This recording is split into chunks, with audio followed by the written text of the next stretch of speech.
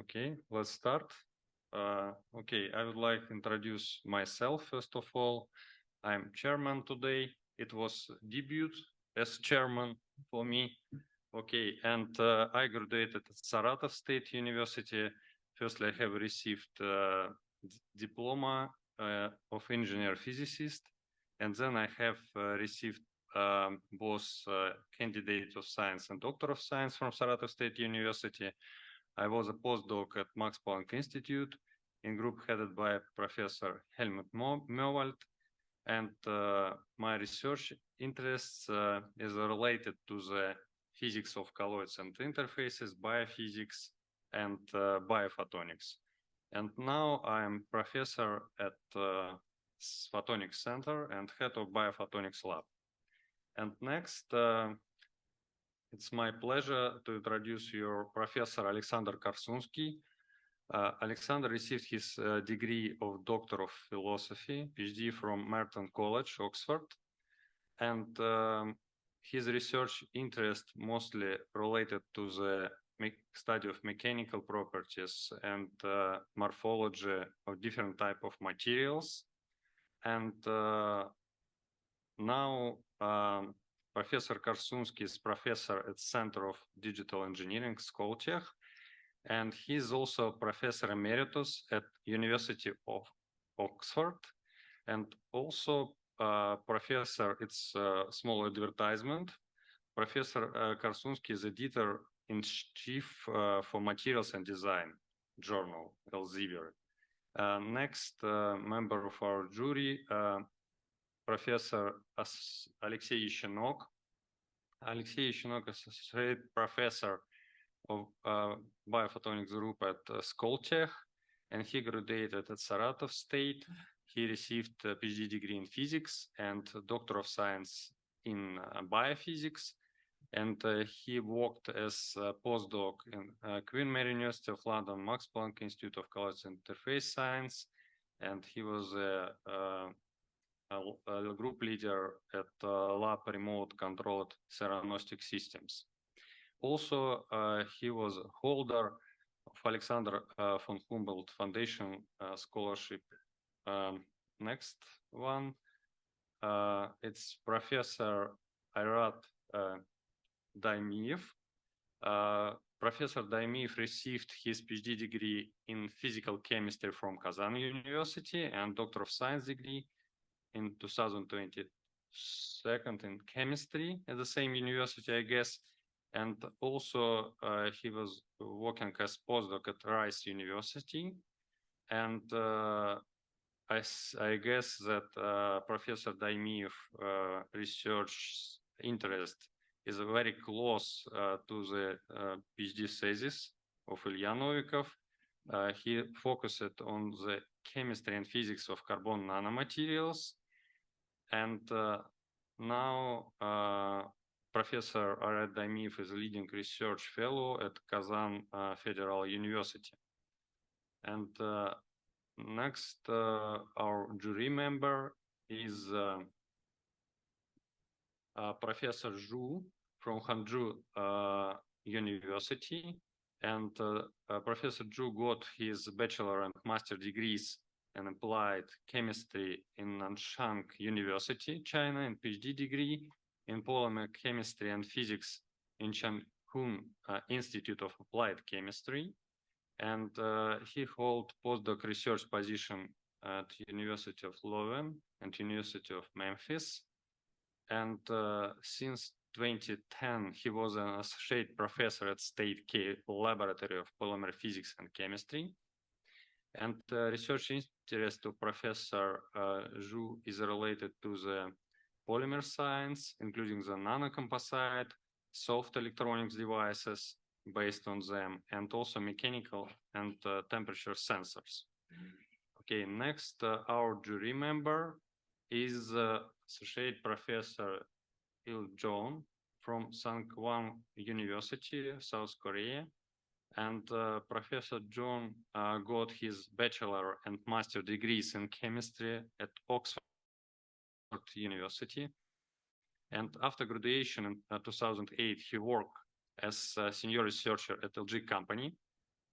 and his research interest also is very close to PhD thesis, is related to the nanocarbon materials, carbon nanotubes, graphene, and so on. And Professor John is now associate professor of San Juan University. And the next, I guess, I represent all of jury member, and we go to the main heroes of our day. Today's supervisor, Professor Albert Nasibulin. Albert Nasibulin has received his PhD in physical chemistry at Kemero State University and Doctor of Science at St. Petersburg Technical University. He was adjunct professor at Department of Applied Physics and Department of Chemistry, Aalto University, Finland. And also he has he has a position, I don't know how to say it's exactly, great professor of Russia Academy of Science. And his research interest is related to the aerosol synthesis of nanomaterials and investigation of their properties. Now Dr. Nasibulin is professor, full professor at the Center of Photonic Science and Engineering here at Skoltech. He's co-founder of 3 companies. Okay, next, our supervisor is Tanya Kalivo. Professor Kalivo received a master degree in inorganic chemistry and doctoral degree in physical chemistry and electrochemistry in Helsinki University of Technology. And now Professor Tanya Kalivo is currently working as professor at Department of Chemistry and Material Science, Aalto University. And her research interests cover characterization of materials and devices for electrochemical energy conversion storage application. Next, our co-supervisor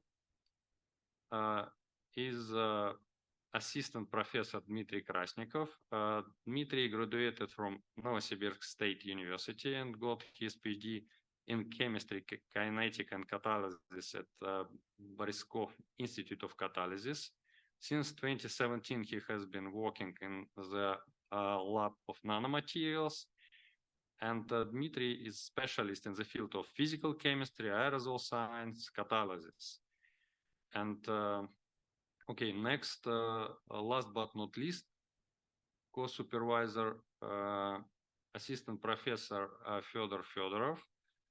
Dr. Fyodor Fedorov has received his PhD degree in electrochemistry at Saratov State Technical University, and he was a postdoc in Germany, the USA, and so on. His research interests include case sensor, multi-sensor arrays, supercapacitor, and so on. And we go to the main hero today, Ilya Novikov, our PhD candidate. Ilya Novikov is a doctoral candidate in the track of material science and engineering at Skoltech. He completed his bachelor and master degrees in physics at Lomonosov Moscow State University, Department of Polymer and Crystal Physics with honors. At Moscow State University, he studied features of polysaccharide nanocomposite formation at high pressure media. In 2019, he joined Laboratory of Nanomaterials guided by Professor Nasibulin. Ilya's research interests cover aerosol chemistry, vapor deposition, synthesis of carbon nanotubes, fabrication of carbon nanotubes based nanocomposites and their application, and electronics and optics. And he has very good parameters that characterized his level. His Hirsch index is 6, and he is co-author of 12 publications in high impact journal. Okay, Ilya, you have 40 minutes for your talk. Yeah, you're welcome.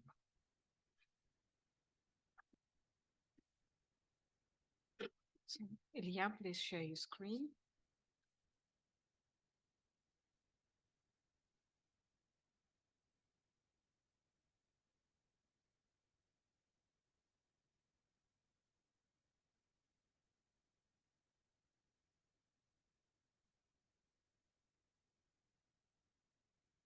Good morning, everyone. Can you hear me and see my presentation? Yes. Okay, great. I'd like to thank Professor Gordon for this nice introduction. And today, I would like to present my thesis work entitled Assembling Networks of Single-wall carbon nanotubes for Electronic and Optical Applications. Single-wall carbon nanotubes, the main object of my research, in microscale, can be implemented in the form of random networks. And based on this material, it is possible to fabricate such high-tech electronic devices as transparent conductors, mechanical sensors, solar cells, and many others. But behind these objects, some process stand. So first it's synthesis of nanotubes, then we assemble networks based on them, and then we fabricate devices. And despite typically the highest attention is paid to fabrication, actually the first two processes are of high importance too, because controlled synthesis and assembling of synthetic networks determine device performance. And this ambitious goal is the goal of the current thesis. I would like to start with a brief background of this problem, and then I will talk about my research devoted to two-dimensional networks and three-dimensional networks. Let's start with brief theory. Single-wall carbon nanotubes can be represented as the sheet of graphene. Graphene is 2D allotrope of carbon, which can be rolled along one of previous crystal vector, and then it formed in the cylindrical structure. So this chirality vector determines diameter of nanotubes, and what's quite interesting, it determines conductivity type. It appears that 1/3 statistically for all the chiralities possible, 1/3 of nanotubes are metallic, and 2/3 are semiconductors. So it's quite unique that essentially one material can behave completely differently. Next important parameter is length. Lengths of nanotubes can be very different, starting from several tenths of nanometer, reaching up to several meters. And another parameter is defectiveness. This is the concentration of defects in this two-dimensional graphitic network. The main conclusion which can we draw here, it is that individual nanotubes can be very different in their structural properties. And this difference results in difference in conductivity of networks based on them. So we can represent random nanotube network as connected resistors, and we can represent overall resistance as the sum of intra-CNT resistance and junction resistance, which in turn can be divided into contact resistance and tunneling resistance, and the latter one depends exponentially on the distance between nanotubes. So it means that for very populated network, it can be neglected. In turn, both contributions, intra and inter-nanotube resistance, depends on structural properties of nanotubes. It depends on diameter, defectiveness, semiconductor to metallic ratio. And in fact, it appears that inter-nanotube resistance is much higher than intra-nanotube, primarily because of Schottky barrier between semiconductor and metallic nanotubes.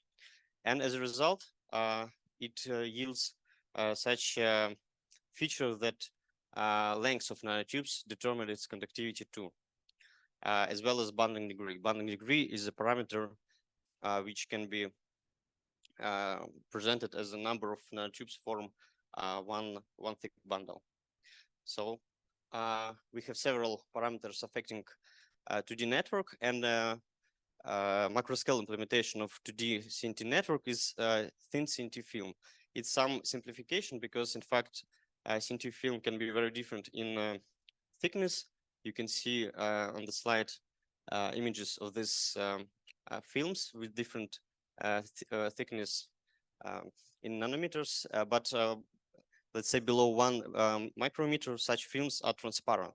And it means that such networks, they're both conductive and transparent, which opens up such important field of application as transparent conductors. Transparent conductive films, typically, which they utilize in all our smartphones, touchscreens, and many devices we use in everyday life, they are based typically on indium tin oxide. This is a material which exhibit very high conductivity, but at the same time, limited resources of indium and lack of flexibility of this material pushes researchers to consider alternative options such as graphene oxide, silver nanowires, some metallic grids, and among them, CNT films beneficially distinguishes by the prospects of low cost and large scale production, by good conductivity, flexibility, which actually means that we have another big field of applications as flexible and stretchable electronics. But the main problem of nanotube films is the poor understanding of growth mechanisms of nanotubes. The main figure of merit for transparent conductive film is equivalent sheet resistance. It's denoted as R90, and this sheet resistance is a sheet resistance of film with 90% transmittance in the visible light range. And we have generally three main strategies to optimize equivalent sheet resistance for nanotube films. It is tuning of synthesis, doping of nanotubes to decrease the Schottky barrier between semiconducting and metallic nanotubes, and rational design or patterning of such films. And actually, first two strategy will be used in this work. So about the synthesis, there are several general methods to synthesize nanotubes, but for thin films of carbon nanotubes, aerosol, also known as floating catalyst, chemical vapor deposition method, is one of the most promising. So this method implies the use of the flow reactor. It doesn't work. Implies the use of flow reactor, in which we introduce catalyst sources, catalysts or the precursors, growth promoters, and at the outlet of the reactor, we can collect nanotubes in the form of thin film, just by filtration of aerosol flow. And it means that in addition to such benefits as low aggregation of CNTs in the flow because of extreme catalyst dilution and low defectiveness of CNTs, it means that we can produce nanotube film essentially by one stage, which means nice prospects for industrial applications. However, we have some drawbacks as usual, and this drawbacks here is limited control of CNT growth kinetics. It means that we have limited control of length, which is very important, as was mentioned above, for conductivity. And also, one of the most broadly investigated feedstock for carbon nanotubes is carbon monoxide. Is here the problem of low productivity.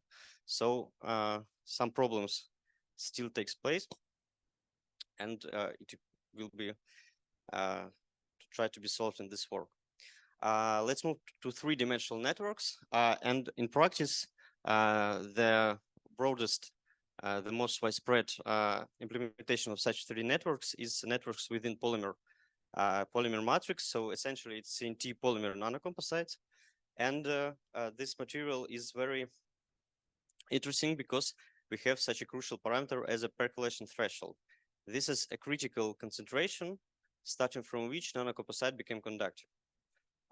So initially, insulating polymer becomes conductive. And from statistical percolation theory, this parameter, percolation threshold, depends on aspect ratio, so the ratio of length to diameter of nanotubes.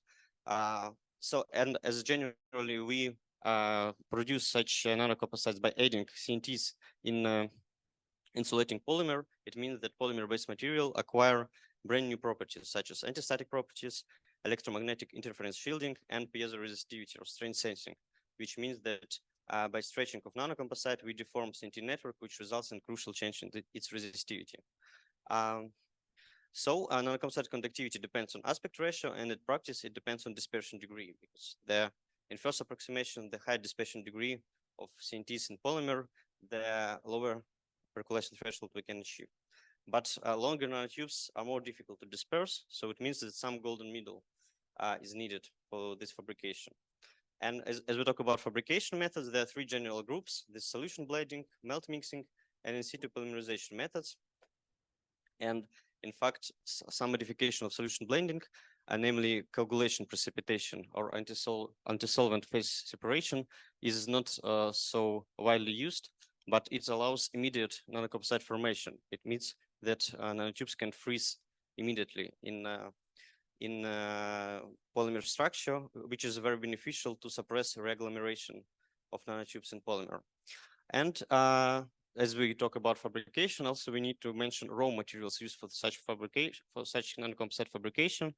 Typically, it could be nanotube powder or master batch. This is highly concentrated paste, polymer-based paste with embedded CNTs. And here we have some problems with the utilization. So nanotube powder, here the problem of aerosolization, which results in some health risks for the workers. And for master batch, it's quite high price and polymer specificity. So I come to main research objectives of the current thesis. For two-dimensional networks, the goal is to investigate different approaches to chemical engineering of aerosol CVD, chemical vapor deposition reactor, to optimize CNT films. It means optimize properties. Here it's performance of transparent conductive films and optimize productivity of the process. For 3D networks in polymer, the goal is to study alternative fabrication methods for polymer nanocomposites with decreased percolation threshold for electronic application, which will include manufacturing elastic nanocomposites for strain sensing and image shielding, and simplification.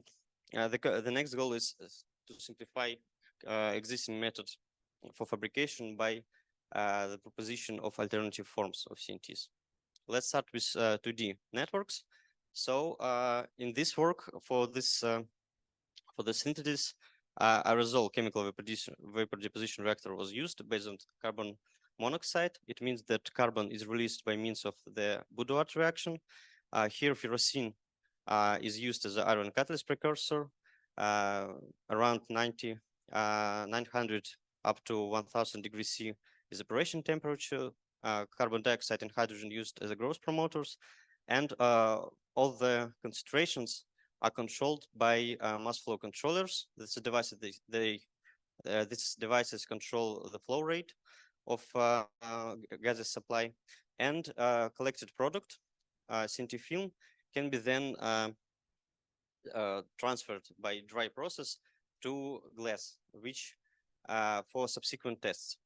Such tests as sheet-resistant measurements by 4-probe station and some optical spectroscopy techniques. First one is optical absorbance spectroscopy. It gives us information about the yield, because yield is calculated based on absorbance of the film, which is proportional to film thickness. And also it gives information about diameter distribution by characteristic peaks attributed to Van Hoff singularities in density of states of nanotube electronic structure. And Raman spectroscopy is mainly used. It's quite useful technique for nanocarbon materials, but in this work, it's mainly used for the determination of defectiveness by ratio of intensities of G mode, graphitic mode, and D mode, which corresponds to defects in graphitic structure. So I start with first results. So first method proposed in this work is to control, this is chemical engineering method to control residence time. The idea to control total flow rate in the reactor, but the main idea to tune a residence time, but at the same time, we need to fix first stage for nanotube synthesis called catalyst activation stage. For this, catalyst concentration and injection to the hot zone of the reactor and concentration should be fixed. It's achieved by tuning of and design of reactor. And we check this catalyst activation stage by optical spectroscopy technique, which gives information about diameter distribution. And we found that diameter distribution is mainly maintained, which indicates that catalyst activation stage is maintained. But at the same time, CNT growth stage is altered. What was the main idea? The main idea is to tune length by residence time, and indeed you can see that average length of nanotubes increases with residence time. So it's for us very beneficial, and at the same time we don't have the problems with bundling. It's unchanged. Bundling could negatively affect final performance of CNT films. And this achieved by the drop of the yield with residence time. So increasing of length of nanotubes results in decrease in equivalent sheet resistance. It means that nanotube films become more conductive. And after additional doping, in this work, such a low number as 51 ohm per square for 90% transparent film was achieved. So in this part of this, the work, two main results should be highlighted. First one is that we now we can optimize performance of transparent conductive films by means of length, by tuning residence time. And another important thing that now it's possible to separate catalyst activation and nanotube growth stages, which opens opportunities for nanotube growth evaluation, nanotube growth kinetics evaluation.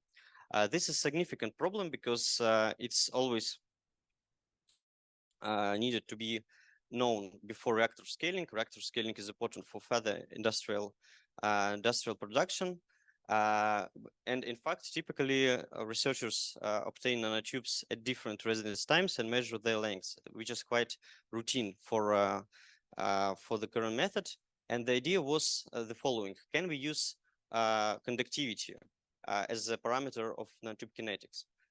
For this, we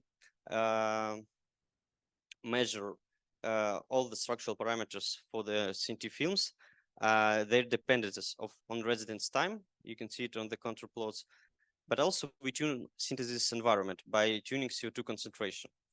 And you can see that the general patterns of conductivity and length, they're essentially the same in contrast to defectiveness, yield, and other structural parameters, which means that in first approximation, this method could work indeed, but we need somehow to quantitatively describe this. For this, such approach as scaling laws was applied, where exponents depend on synthesis conditions.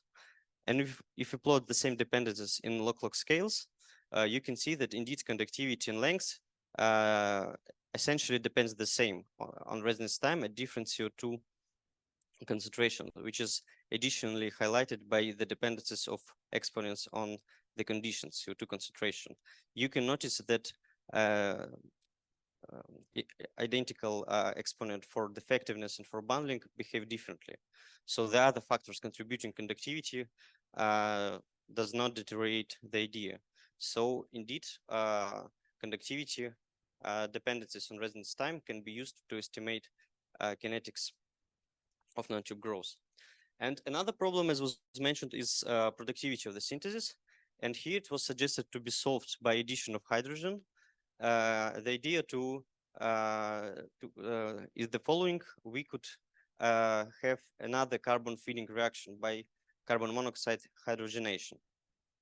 And indeed, you can notice that with hydrogen concentration increase, yield or productivity of CNT production increases dramatically.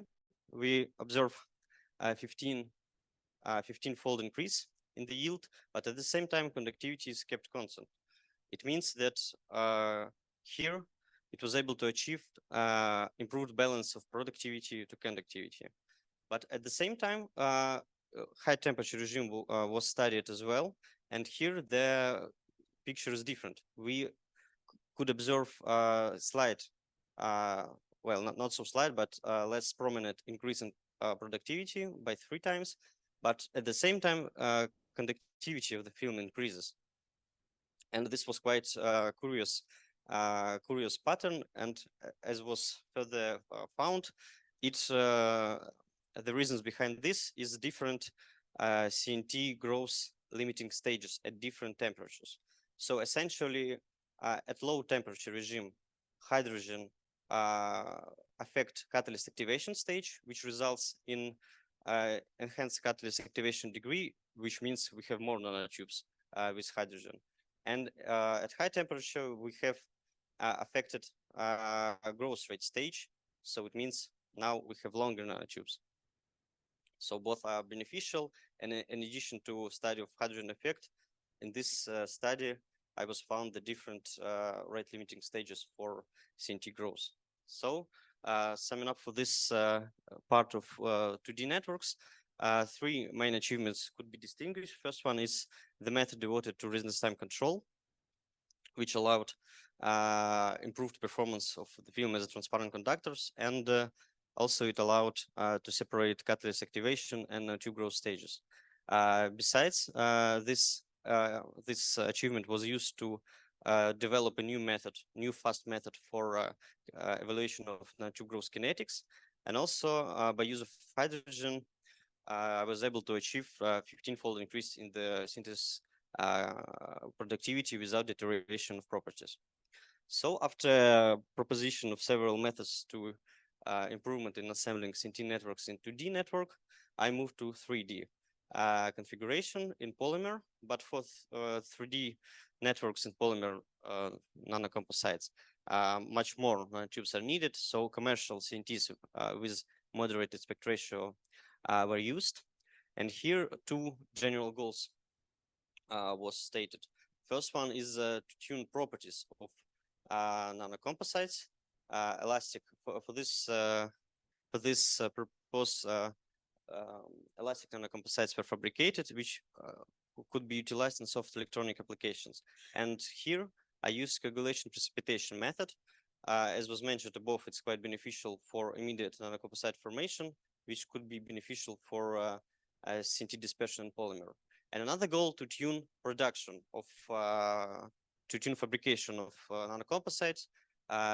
So for this, the idea was the following. So initially we have CNT powder, pristine powder of pristine nanotubes, and additional compression was applied to significantly decrease bulk density of such form, but this compression could significantly affect the final properties of nanocomposite. And for this, we compared this nanocomposites based on these materials with expanded powders and also commercial master batches. Let's start with the method used. So as conductivity is the main point here, it was characterized by two independent methods, derived current and alternative current or impedance tests. And also such method as scanning electron microscopy, mechanical tests, piezo resistivity tests, and application Amy shielding was tested as well.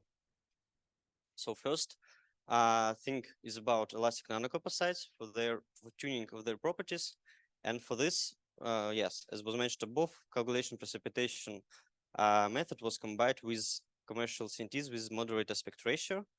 And the idea was to achieve quite good dispersion of CNTs in polymer. And it was investigated by SEM analysis.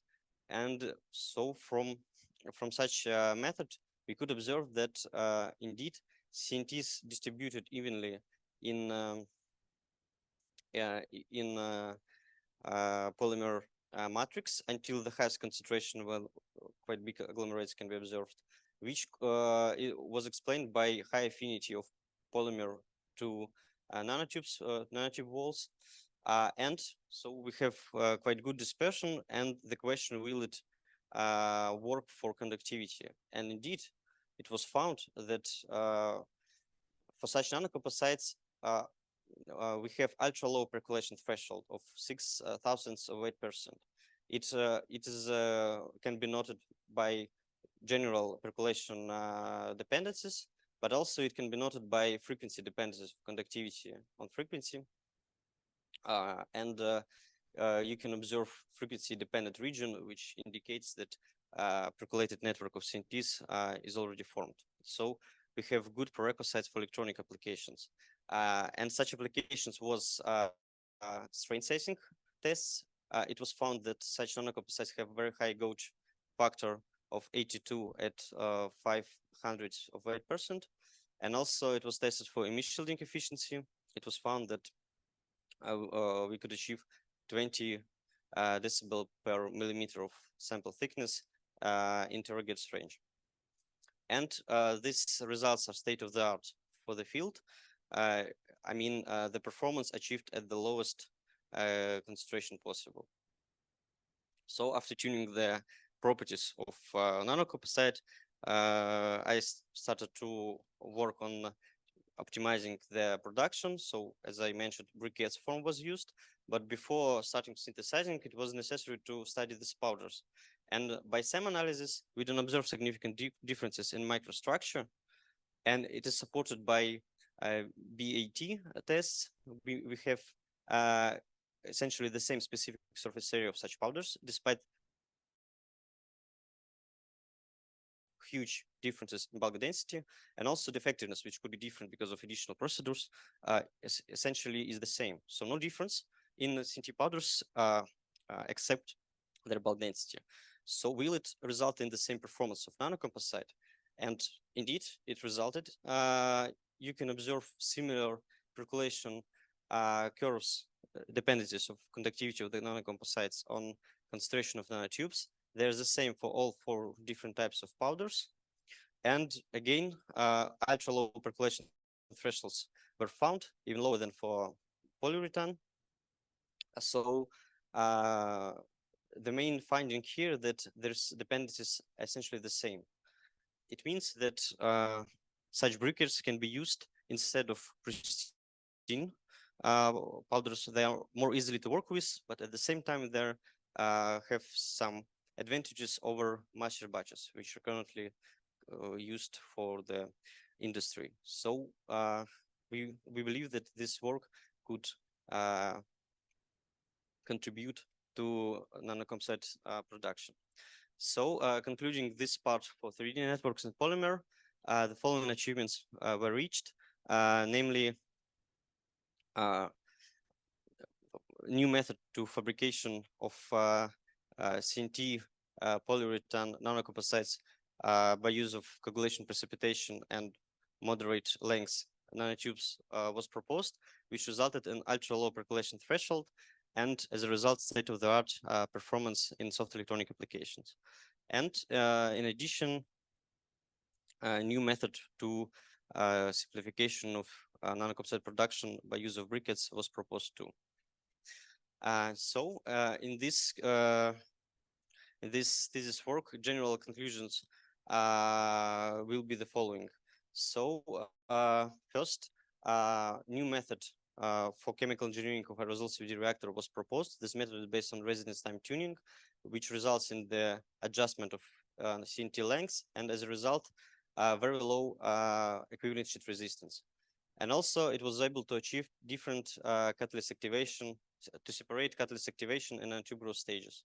As a result, the new method for fast CNT growth kinetics evaluation was proposed, which is beneficial for reactor scaling. And the problem of synthesis productivity was solved as well by the introduction of hydrogen. It leads to 15-fold increase in productivity without deterioration of properties. Next finding is devoted to nanocomposites. So a new method was proposed to fabricate nanocomposites with ultra low percolation threshold, and as a result, state-of-the-art performance in soft electronic applications, such as strain sensing and electromagnetic interference shielding. And the last one is that fabrication of such nanocomposites could be significantly simplified by the use of compressed briquette-shaped CNT powders. The functional properties of nanocomposites are essentially the same as nanocomposites produced from alternative raw materials. Here you can see the publications, the papers published based on this thesis work. And finally, I would like to thank jury members for their evaluation of my work and for useful suggestion for its improvement. I would like to thank my supervisor for their incredible help and support during all my PhD study. Also, colleagues from our laboratory of nanomaterials. We have a very nice team. We help each other. So I think it's very important for good results in science. Also, I'd like to thank some colleagues from other institutions, and also I'd like to thank my family and friends for their incredible support during my work here. So thank you all for your attention, and I will be happy to answer your questions. Thank you, Ilya, for good timing. Okay, we go to the next step of the phase. It's a session of questions from jury members. And I would like to ask to every jury member to be ready answer on my questions. Are you satisfied or not with the answer of Ilya and changes introduced to the thesis after the review? Okay, let's start from online jury member. And okay, Professor Daimiv, do you hear me well? Yes, I do. Could you start? The brief answer is yes, I am satisfied by the answers of the candidate and by the changes made to the thesis to address these questions. Thank you so much. And do you have other questions or comments made additionally to this presentation? I do have a question, but maybe later, or should I ask it now? It's up to you. You can do it later. Okay. Maybe later during the discussion course. Okay, you can do it like that. Yeah. Thank you so much for your opinion. And we go to the Professor Karsunsky. Alexander, do you hear me well?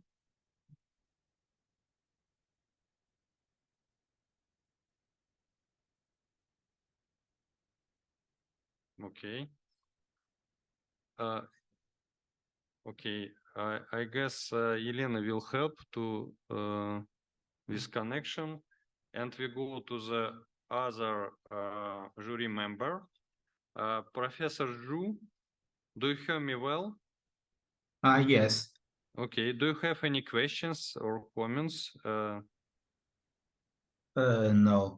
No. Thanks. Okay. Okay. Are you satisfied with changing that has made by Ilya?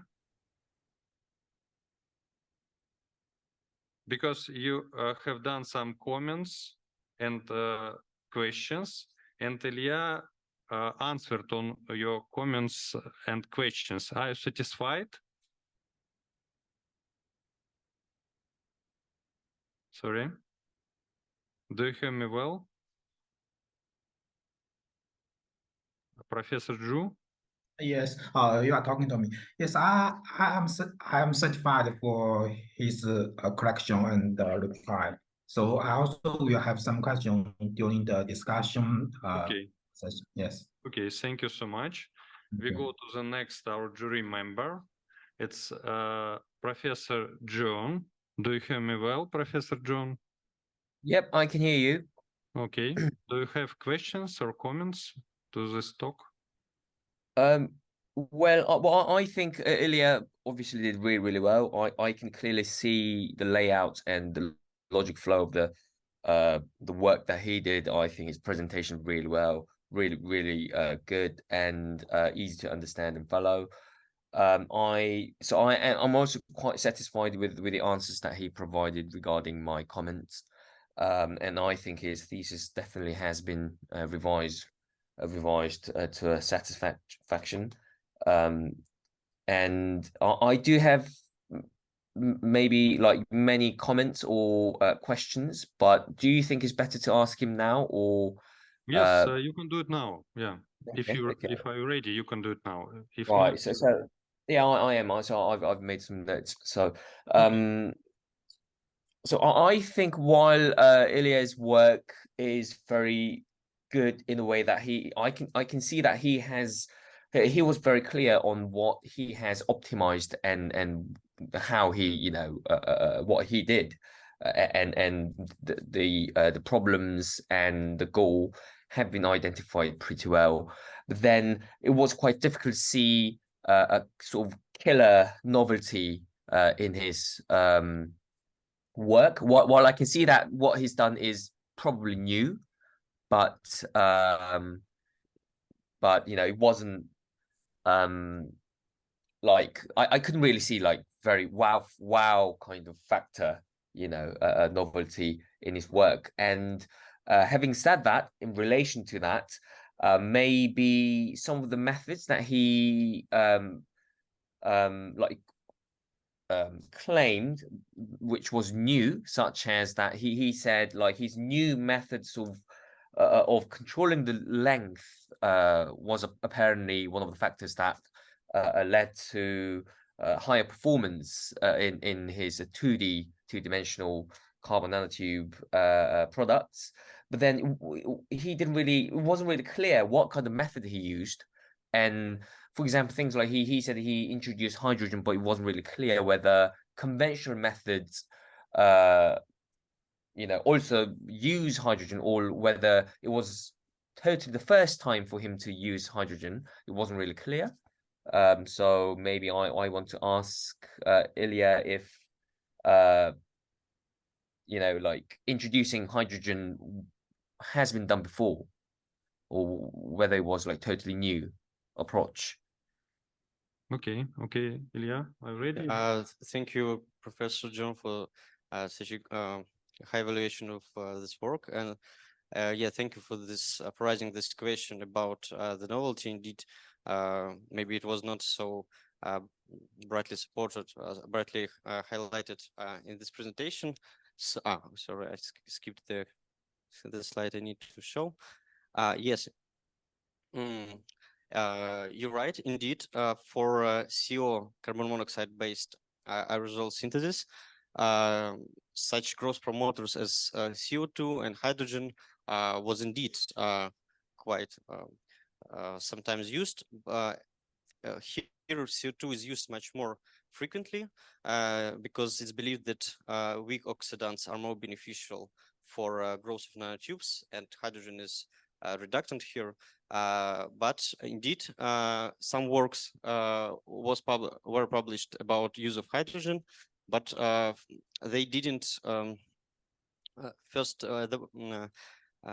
this works like the optimization of CNT film production. It was quite general for just understanding what happened here with hydrogen addition.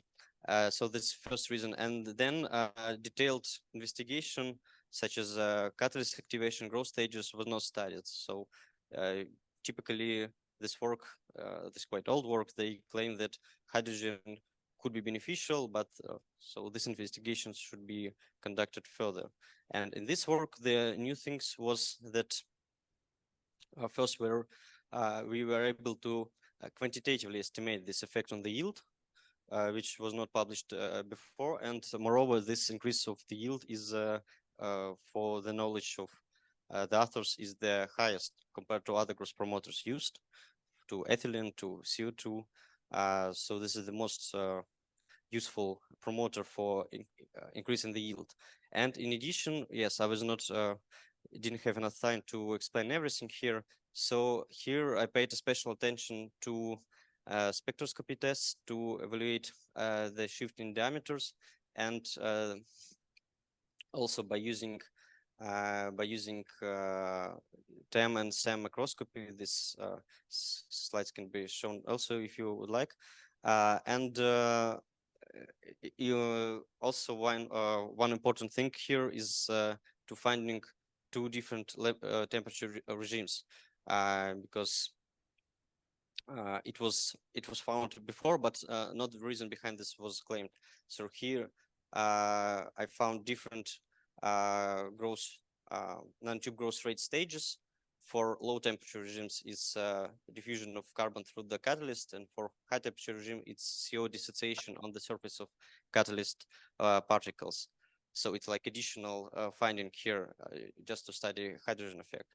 So yeah, yes, so if I may interrupt.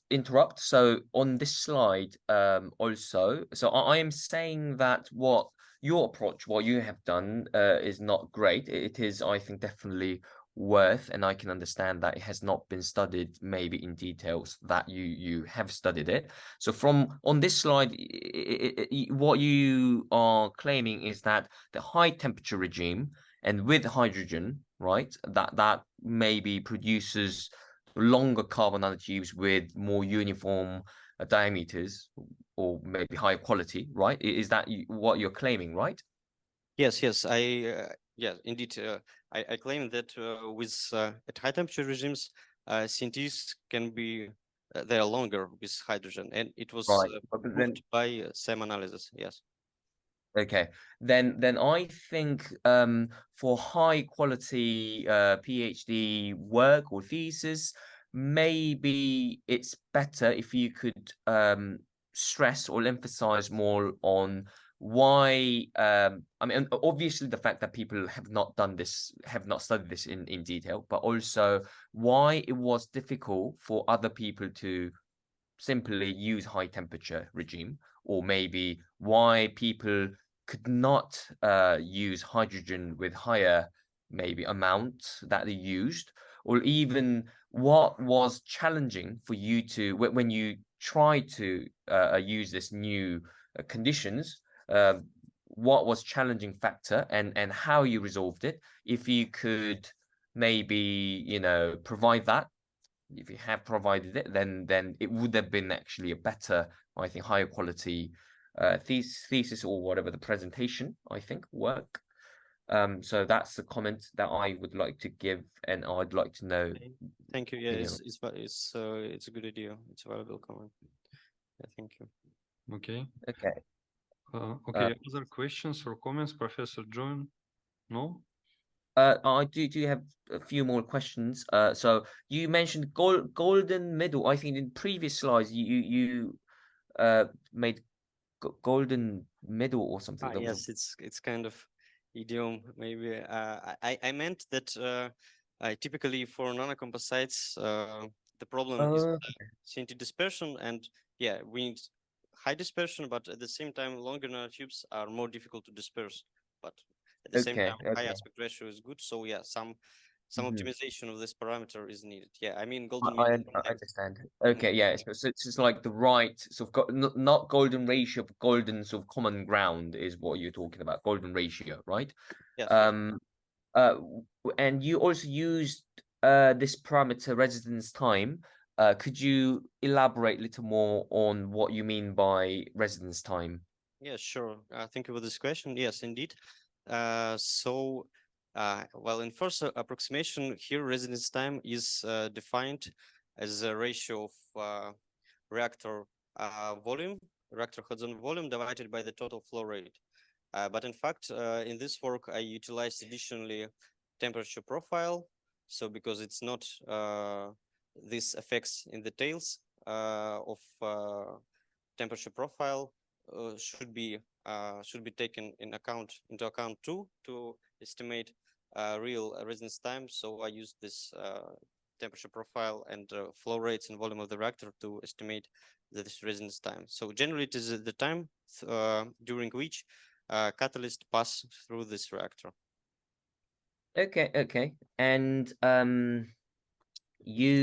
you mentioned about so you did like two separate works. One is 2D, you know, the current slides, 2D carbon nanotubes, and you also did 3D carbon nanotubes, which you probably purchased carbon nanotubes powder from Oxyal, and you probably mixed with certain polymers. And I don't. Did you specify which polymer you Sorry, used? could you repeat the last question? Did you specify which polymer you used? Okay, yeah. Yes, thank you for this question. For elastic nanocomposites, I used commercial thermoplastic polyurethane because of its good mechanical properties and other characteristics such as melting point, which was useful for us. And in this, for elastic nanocomposite, thermoplastic polyurethane was used, but for study the effect of bulk density of powders, together with my colleague, we studied the epoxy thermoset polymer because it's more works devoted to this this kind of nanocomposites. So it was easier to compare our results with published before for this effect. Okay, so I'm not saying that there should be a link, but I guess your 2D carbon nanotubes and 3D carbon nanotubes do not really have much link or correlation apart from the fact that they are carbon nanotubes, right? Yeah, maybe it could. Yes, maybe it could be seen so. Yeah, but as yeah, I think the main idea was that we have common principles in configuration of networks. It depends on lengths, dispersion, or bundling. So these parameters essentially are the same for high conductivity, for films and for nanocomposites. But in fact, yeah, methodics is quite different. So first one is optimization of synthesis, results 3D synthesis, and there for 3D networks for nanocomposites, it's rather optimization of already existed techniques for achievement of better results. Yeah. Okay, so for your 2D carbon nanotubes, you mentioned that their potential applications are optoelectronic devices like replacing ITO, transparent conductors, right? Yeah. But I don't think I remember you mentioned the potential application of such 3D carbon nanotubes, and could you? Okay, yes. So for elastic nanocomposites in so 3D networks in elastomer, the main applications, as I see now, is strain sensing or mechanical sensing, and also emission shielding. It's quite important nowadays to have elastic and not brittle covering of electronic devices, and so these two applications I think are the most important, but also improvement in mechanical stiffness of the nanocomposite. It was also tested, so it can be used for these purposes too. So yeah, I think this is the question of your fantasy, maybe, because of the quite great variety of applications for such nanocomposites. Okay, is there a possibility that your 3D carbon nanotubes could be used for battery applications? Oh, I think vice versa. Maybe two-dimensional networks are more beneficial because here we have like insulating polymer, but for two-dimensional networks, it's pure nanotubes with high specific surface area. It's high conductive. Their mechanical properties are quite good for this purposes too. So yeah, I think it's even. I participated in some projects at Aalto University devoted to the use of such films for battery applications. So okay, what and 2D films could be more interesting. All right. I think again, maybe in order to up your thesis quality, or I do not know exactly how long your PhD course was, but maybe it would have been even better if you could have applied, your carbon nanotube products, 2D or 3D, or both, to actual applications by perhaps collaborating with within your group or maybe outside of your group by sending the materials. It would have been better. I'm not saying that it is absolutely necessary, but it would have actually, heightened the quality of your thesis. This is just a comment. And just my last comment, how did you measure the specific area for the 3D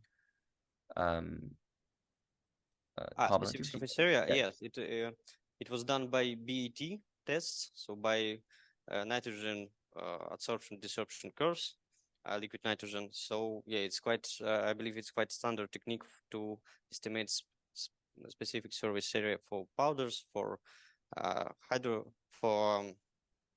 aerogels, and yes, quite porous materials.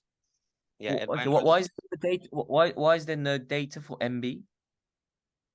Excuse me? The MB. It's MB, right? You're talking about? Yeah. Okay. For master batch, yes.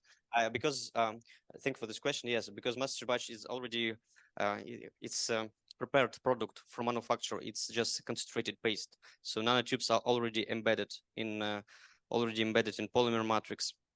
They covered by this polymer. It's yeah. For this idea, it was impossible to estimate its specific surface area because essentially it's one material, not porous agglomerate as a powder. So this is why it was irrelevant. This method was irrelevant for master batches characterization. Okay. Yeah. I think this is it. Yeah, end of my questions. Yeah, thank you very much for Thank you. such interesting questions. Yeah. Yes, thank you so much, Professor John. And okay, we go to other member of jury. Professor Alexander Korsunsky, do you hear me well?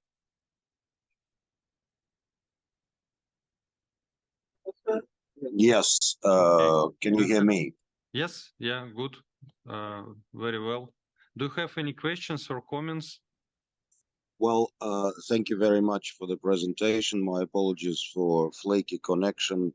I already formulated some questions, and I'd like to reiterate and possibly to continue from what was said before, that I think it's essential in a thesis, in contrast with published papers where language of the sort we have done and we have established is acceptable. I think because it's a personal project, the author should make clear distinction between his own work and work done in collaboration, and highlight the novelty of what was achieved and results obtained. That's one comment, and it's really a matter of making sure that in the final version of thesis, this is all made absolutely clear and transparent. And then I also had some comments about, for example, the statistical aspects of the CNT distribution. There was a discussion of the proportion of the nanotubes which were of M and S type, and what proportion of junctions were of MM, MS, and SS type, etc. Perhaps the candidate could clarify that a little bit in live mode. Okay. Ilya, do you have answer or comments? Okay, because I heard this. Okay, yes, thank you, Professor Korsunsky, for this question. Yes, let me show the slide. Yes, indeed. For statistical aspects about metallic and semiconducting nanotubes. Well, it's in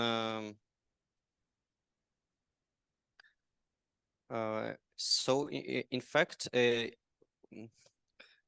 so yeah, I need to separate what I mean and what is happening in synthesis. So for let's say for random distribution of chiralities, it means that we let's imagine we could have any chirality possible. In fact, if we will go through this two-dimensional structure, graphene structure, so each point possible to connect with the initial one, it's each third one will result in metallic nanotubes, and 2/3 semiconductor. So from this like general viewpoint, it is so. But for synthesis, indeed you're right. This chirality distribution is not like uniform because we have some limitations, and there are some works. I believe I should mention it in the answers to your question before. So yeah, there are some works which studied this effect of chirality distribution for non-specific catalyst, because there are some works with rigid catalysts, specific material used.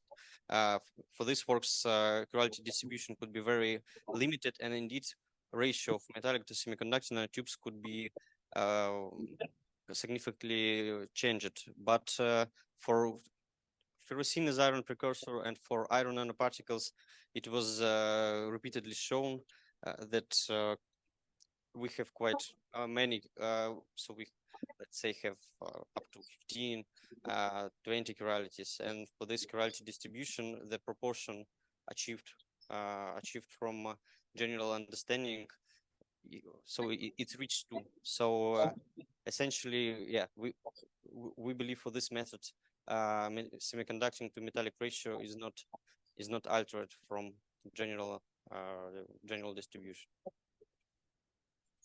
Okay. So if I understand correctly, what you're saying is what I'm trying to get to the bottom of is this.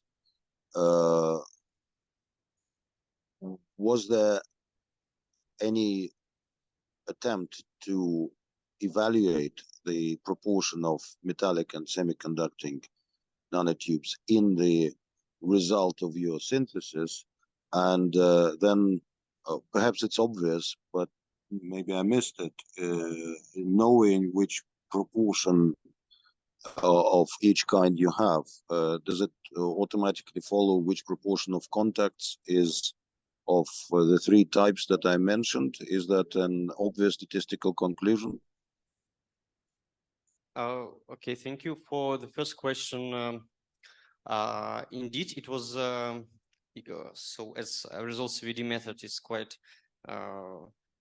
it was proposed like around 20 years ago. So for identical systems with the same temperatures, the same precursor used, indeed it was studied by TM analysis. It's possible to obtain chirality distribution from statistical TM and also by Raman spectroscopy. It's also possible because this method have also such features RBM that speaks specific for each specific for each diameter, and by using Katara plot the dependence of nanotube diameters on transition energy between valence and conductive bands. In general, it's possible to understand what chiralities are present, but for this, several excitation wavelengths are needed. So this method requires quite specific equipment, but it was done before my work. So now in our results CVD community, it's believed that it is so. And about the, as I understand correctly, you mean that statistics about junctions, yes, that it's followed from statistic of conductivity types, yes? Yes, yes. Yes, I think it's yes, okay, it's quite so here in experimental study we estimated just from basic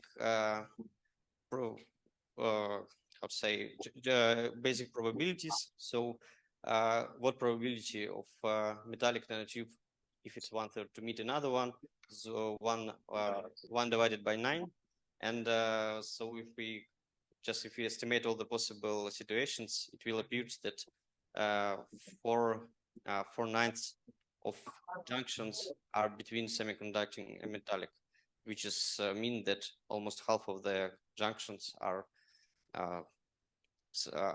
governed by Schottky barrier. Okay, and the final point there is that another aspect of system optimization that could be considered? I mean, my impression was that you accept that that's what happens and close the book at that point. Would it be possible to try to increase either the metal to metal contact or the proportion of metallic nanotubes to improve conductivity further, or is that a dead end? Yeah, thank you for this question. Indeed, it's a big problem for us. Here there are several methods. The most widespread one is to doping, because doping essentially, so we decrease or increase Fermi level, and by this we so we don't have a band gap. So essentially, all nanotubes possess Hall or electron conductivity, and these Schottky barriers are decreased. So it's by chemical treatment, of obtained films, it's possible to decrease this contribution. But if you mean initial pristine nanotubes, for this there are several methods too. There are actually, it was just this year published by our group. It's possible to apply some additional oxidants or some other like reactants, which could specifically etch metallic or semiconducting nanotubes. And by use of this in the obtained sample, we would have significantly more pure metallic or semiconducting. Okay, thanks very much. No further questions. Thank you. Thank you, Professor Korsunsky. I have a question to you. Are you satisfied with Ilya's answer as well as change introduced in the new variant of PhD thesis? Yes. Okay, thank you so much. Yeah. Thank you. We go to the offline member of our jury, Professor Yashinok. Alexei, do you have questions or comments maybe? Yes. Yes. Yeah, I have. Thank you very much for. Sorry. Yeah, thank you very much for your presentation. And first of all, I would like to. Okay. Okay. Yeah, thank you very much. And first of all, I would like to say that this work is very high quality, and a lot of work has been done by Ilya, and he also worked with very complex material, and in terms of the size, the length, the type of the carbon nanotubes, and I think he managed to solve the goals what he mentioned in this thesis, and I think it's very good achievements. And Thank also, I have several questions. The first one is in the introduction, you mentioned the three approaches to increase the quality of these structures. The first was increase quality of the synthesis, and the second, the doping, and the third was patterning. Could you comment about the patterning? What you mentioned about this? A couple of examples. Yeah, thank you for this question. Yeah, actually, it was my project too, but yeah, we decided not to include it in the thesis. In fact, there are. I believe I have some slides devoted to this. Let me show. Okay, it's here. The thing that it can be estimated by like quite simple physics if you utilize very thick and conductive, let's say, fibers of yeah, it could be even metals, not fibers of nanotubes. It will result that integral transmittance of the material will be quite high because of empty spaces, but at the same time conductivity is quite high too. And just by playing with such parameter as filling factor, so how many of space is occupied by nanotubes, it's possible to decrease by several times equivalent resistance, so increase conductivity without deterioration of transmittance. It is some structures were developed for this achievement, and I believe this work, some paper published by Daniel Latowski in our group, which review the different approaches to optimize this. Yeah, thank you.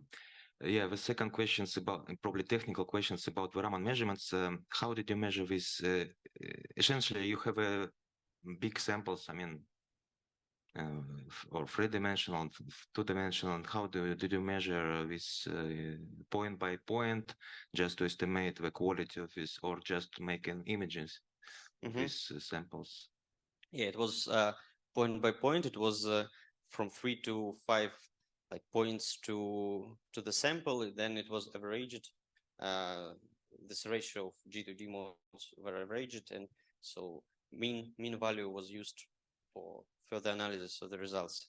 For 3D, yeah, for 3D it was the same, but it was a bit just technically more difficult to work compared to work with films, because films is like plain geometry on the glass. It's easy to fix in the device and very simple to work with. I think it's one of the simplest objects to work with Raman spectroscopy, because it's have quite strong Stokes effect. So yeah, indeed, it's quite simple to work with. For bulk material, it's difficult to focus correctly because it's different in different focus lengths. But by spending more time, it's also possible to collect significant needed amount of data. Okay, thank you. And with the third questions about the gold doping, when you're doing doping with gold, I think it was just solution what you add to your samples. And could you comment some how gold interact with carbon tubes and what is this? Is this ions, or it's some nucleus, or nanoparticles? Okay, yeah, yes, you're right. It was a solution in ethanol of this HRM-4 compound,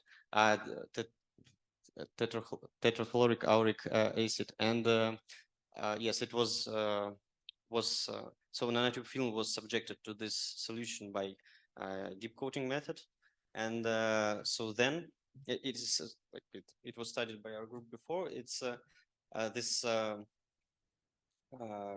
gold tetrachloride ions, they are reduced. They acquire electrons from nanotubes. This way, decreasing Fermi level of nanotubes. But by reducing this gold tetrachloride turn into reduced gold nanoparticles. So in final sample, you will observe network with reduced gold nanoparticles, which are quite, from one side, so indeed conductivity is increased, but because of this particles, overall transmittance deteriorates slightly. So this is quite the problem to optimize this ratio of transmittance and of conductivity. And by our group, it was several works published in this problem, like they optimize the conditions to use to achieve good results. Okay, thank you. Thank you. The third is about when using hydrogen to increase the quality, and if you back to this slide, so when you increase the hydrogen, you certainly increase the ratio of the D and G band. So it means you increase the defects in your structure, or this in low temperature regime, and also in slightly in high temperature regime. How this will be impact on the overall properties of physical or chemical on these films? Okay, yeah, thank you for the question. But yeah, it's now I see it's quite small legend for this image. It's vice versa. G to D mode, so the effectiveness decreases. The effect concentration decreases with hydrogen concentration, and yeah, in fact, it should affect the conductivity because yeah, so the defects just scatter electrons, and the higher defects, the higher defect concentration, the lower conductivity we have. Here, yes, you can observe up to 2 times twofold increase in G2D ratio, but compared to such parameters as length and bonding degree, it's was found to have a not so prominent contribution to final conductivity. So yes, despite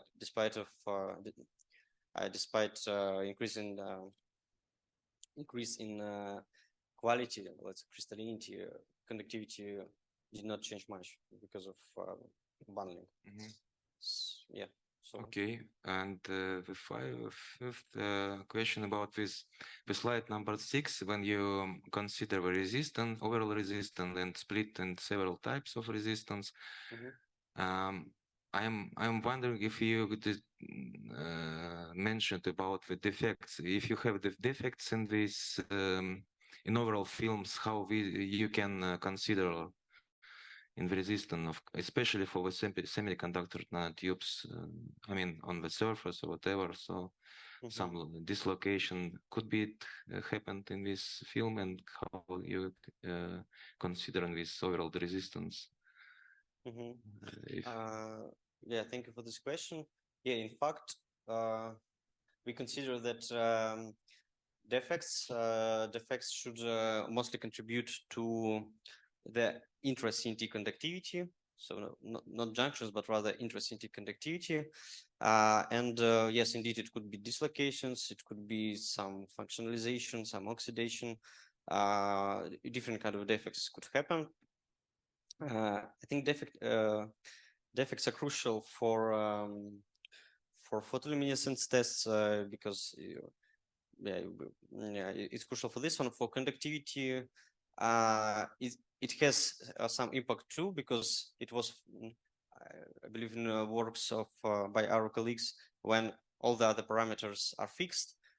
Yes, so you have such CNT film, and then you apply plasma treatment to increase the effectiveness, and it was found that conductivity drops dramatically by step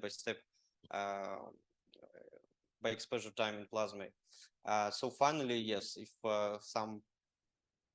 if we treat too long, conductivity could drop so strong, so it's even not sample could be even not conductive. But here, not additional treatments. So just defects which formed during the synthesis, and their concentration is not so high because of, first of all, because of CO used as a precursor. It's quite stable molecule which allows steady growth of nanotubes without introduction of defects and amorphous carbon.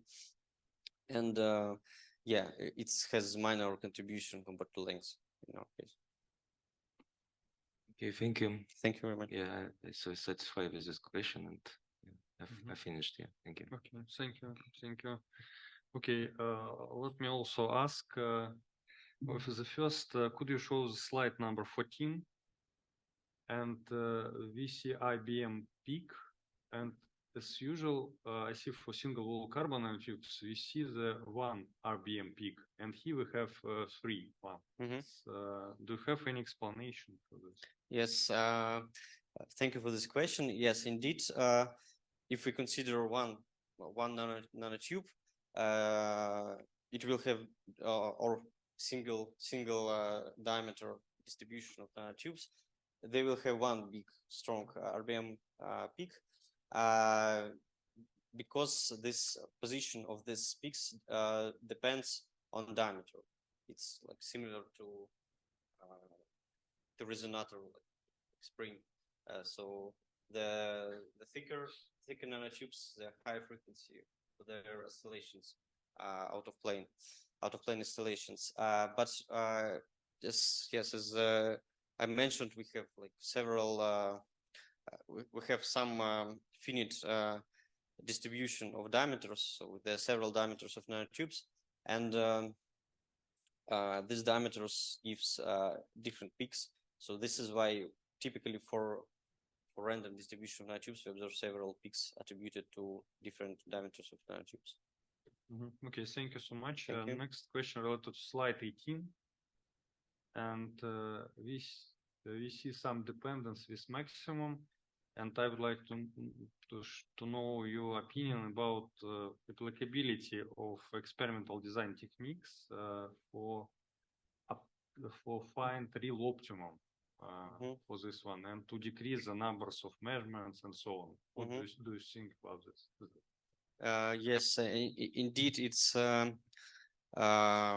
so typically synthesis is could be considered as a multi-parameter tasks when we have several input parameters like the temperature, concentration of hydrogen, design of let's say length of reactor, or concentration of catalyst. So there are quite many parameters, and indeed, if we set a task to optimize everything, indeed there are some methods to experimental design techniques could be very beneficial.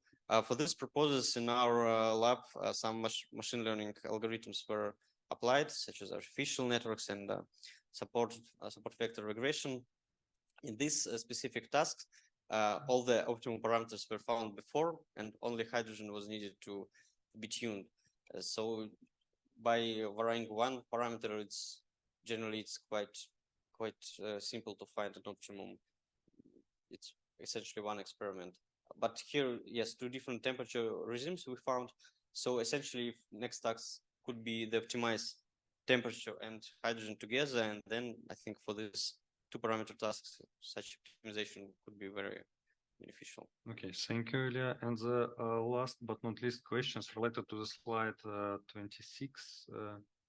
And I see that one of the biggest achievements of your work is related to the lowest percolation threshold, yeah?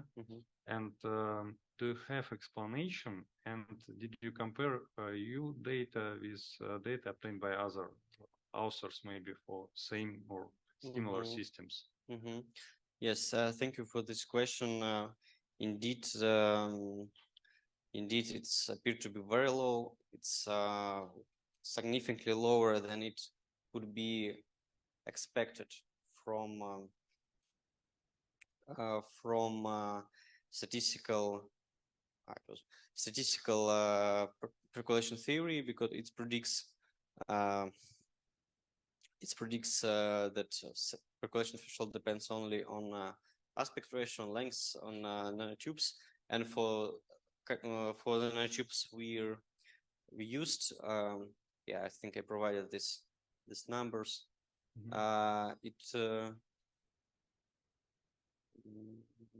Yeah, it should be. Let me see. Okay, I calculated it by vice versa. So if we calculate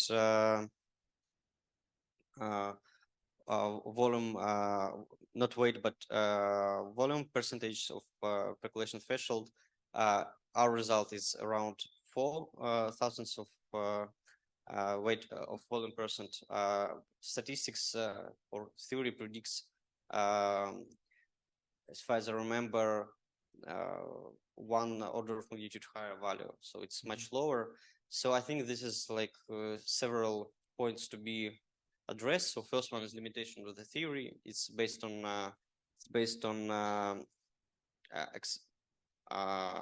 exceptional volume of the filler. Just on this, such parameters as curvature of nanotubes are not considered, but also the main parameter is dispersion degree. This theory is based for uniform distribution. For dispersion degree, it is I think it's here. It's actually complex parameter, and from the first approximation, if you have very large agglomerates, it's not allowed us to disperse nanotubes evenly. So it is adverse effect if we have agglomerates. But some works demonstrate that with slight, rather chain shaped agglomerates, such little degree of agglomeration helps to form percolative network earlier than it's achieved for random network. And as many papers explained the decreased percolation threshold, because it was also achieved by several works. They explain this effect by this kind of phenomenon. We believe it could be possible in our works. So it's like the main hypothesis staying behind such low values. And about comparison, you also asked me a question. For I can provide you numbers for polyurethane, elastic nanocomposites. Yes, it's yes. For thermoplastic polyurethane, the value appeared to be significantly lower than it was published before. I believe this is the combination of factors such as kind of nanotubes we used, because as you can see, the researchers who used even the same method of coagulation precipitation, they used 2-3 orders of magnitude longer nanotubes, very long nanotubes, and they found percolation threshold to be much higher because of poor dispersion degree. Yes, now I believe the reason behind this is combination of the factors of length, dispersion, and yeah, it's achieved by the method used. Thank you, Ilya. Thank you. And my opinion is that the level of research as well as text of PhD thesis is very high. Thank you. And I'm satisfied with answer as well as with changes that Ilya has done in PhD thesis. Agree with my comments and questions. And we go to other jury member, Professor Daimiyev. Do you have questions or comments? Yes, I do. One question to candidate. Can you hear me? Yes. Please go ahead. Okay, would you please open slide number 23?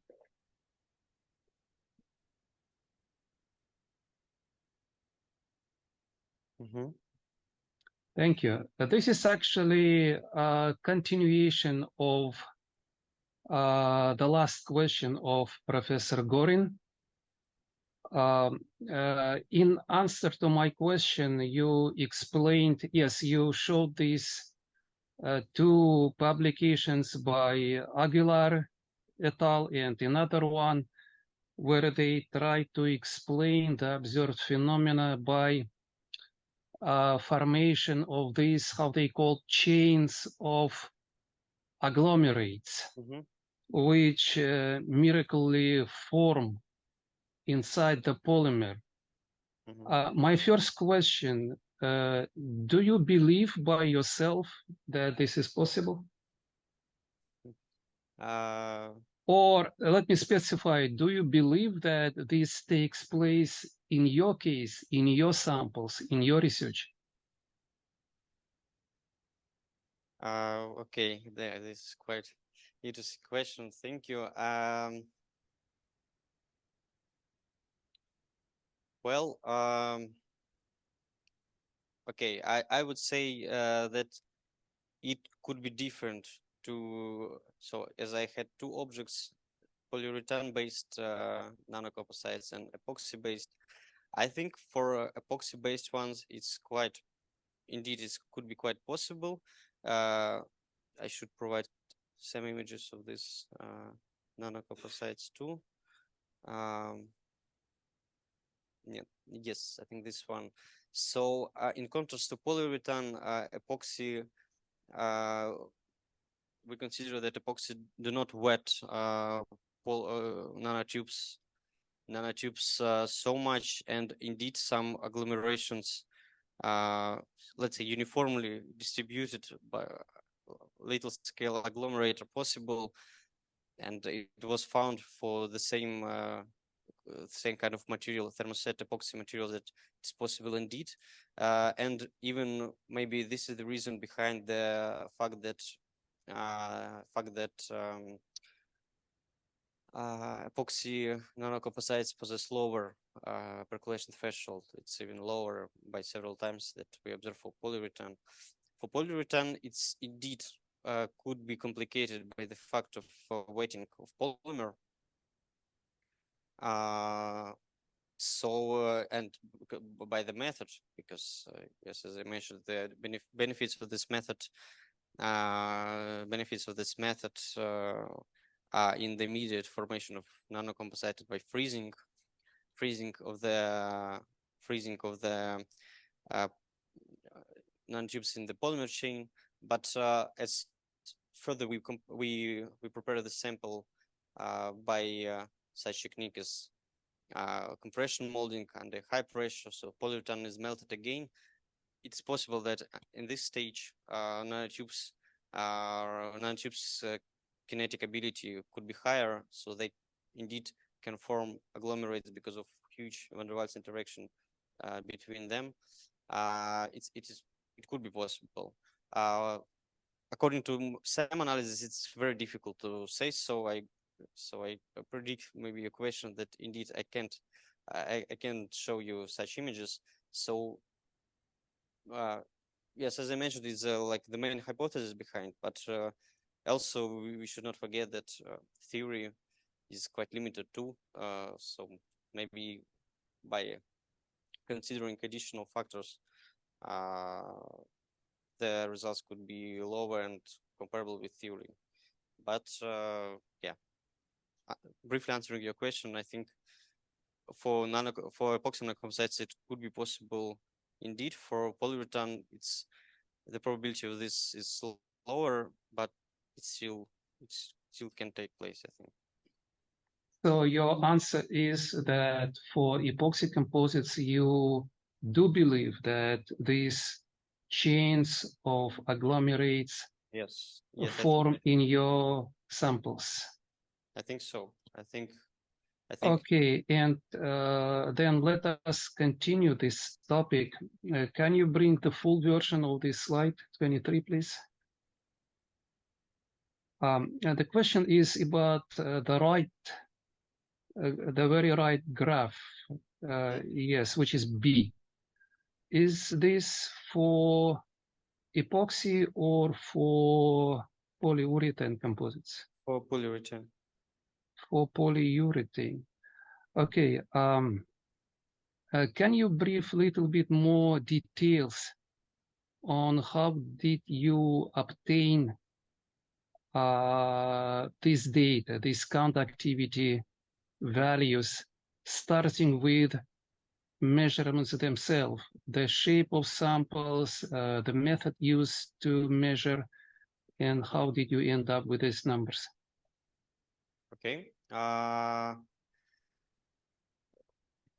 Maybe I should, yes, first I should demonstrate the fabrication scheme.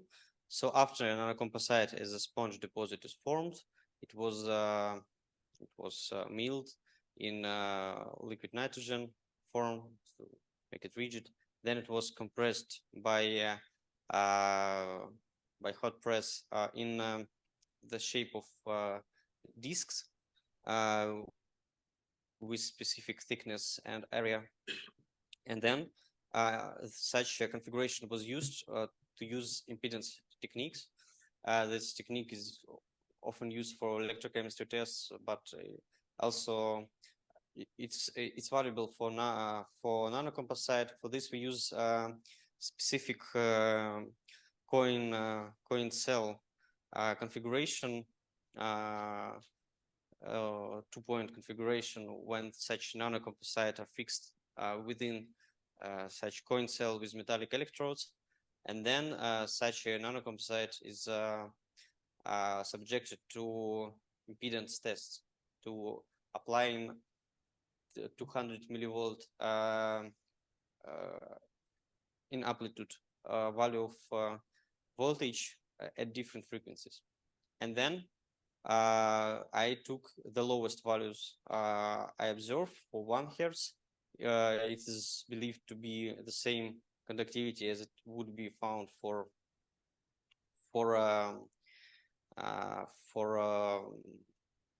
DC measurements. It's done by many works, and then I plot the dependencies of these values on CNT concentration. Okay, but, I see. Let me thank you. Actually, you answered to my question. And my next question derived from this question. Can impedance spectroscopy, which you used, in principle, can it be used to detect DC conductivity? Because you put DC conductivity on this graph. Or it can be used only to measure AC conductivity, which is capacitance, because impedance method is based on measuring capacitance of the samples between the two plates of capacitor. And to measure DC conductivity, if I'm not mistaken, you need to use the first method, which is shown on your previous slide on 22nd. Yes, you're right. And for this, I briefly need to show you epoxy nanocomposite graphs. It was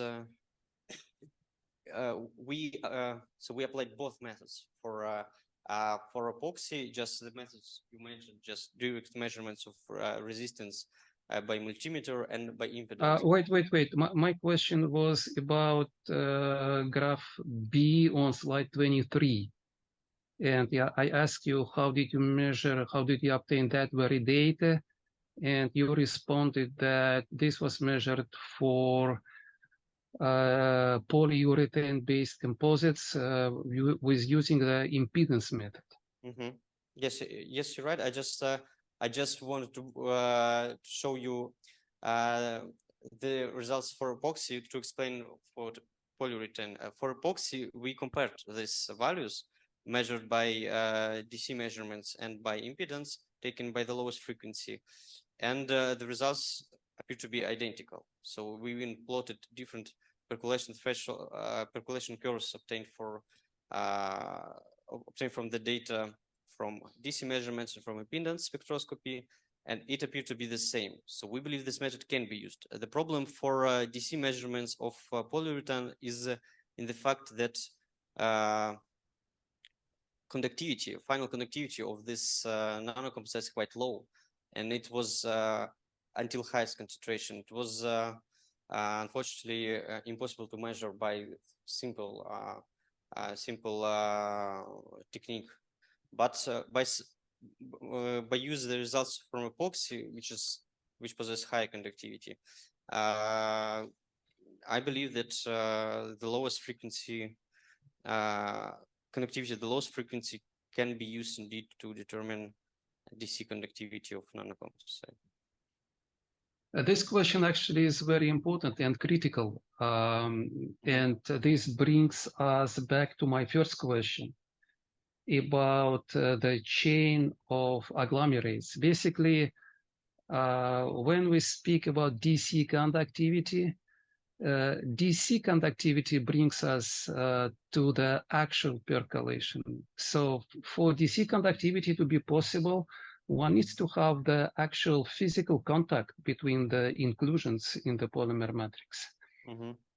And again, basically, just my opinion. First of all, it's hard to believe in that miracle that for some reason agglomerates form this chain instead of being distributed randomly. And actually, this very graph, which I'm discussing with you, is confirmation of this impossibility. If that exists, you would be able to measure the DC conductivity directly, as you did for epoxy. And as you mentioned yourself, very low conductivity values suggest that, in fact, this sample is not conductive, it is dielectric. And what you do actually measure, you measure capacitance, which can be discussed in terms of AC conductivity, but not DC conductivity. This is only, again, it's only my opinion because I'm chemist by education, not physicist. Maybe my physics colleague will help to clarify this question. But I wanted to learn your opinion and to answer my question. Thank you. Yeah, thank you for your question. I think you're right. It's okay. Maybe I can be not so accurate in terms. You're right. So Indeed, because of high weighting of polyurethane, of nanotubes by polyurethane, indeed, these direct physical ohmic contacts are quite Impossible. are quite impossible, and this is. But yes, as I mentioned, we have tunneling conductivity factor, and actually, yes, it was. So tunneling conductivity is quite mechanism of conductivity is quite important. It's was. I think it's the main mechanism behind the piezoresistivity results. When we stretch it, and tunneling effect become more difficult, and conductivity drops. Yes, and by the way, here we used DC measurements to stretch nanocomposites, because it was impossible to conduct impedance and mechanical tests at the same time. And here I would like to point the fact that it's also quite indirect confirmation of capacitive capacitive contribution means that we have some two conductive elements separated by some dielectric, and indeed this response somehow reflected in the slope of this frequency dependent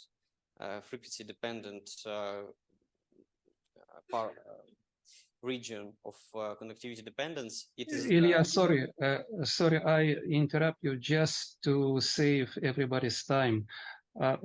Basically, my question, I already supported your thesis, and the quality of research is very good.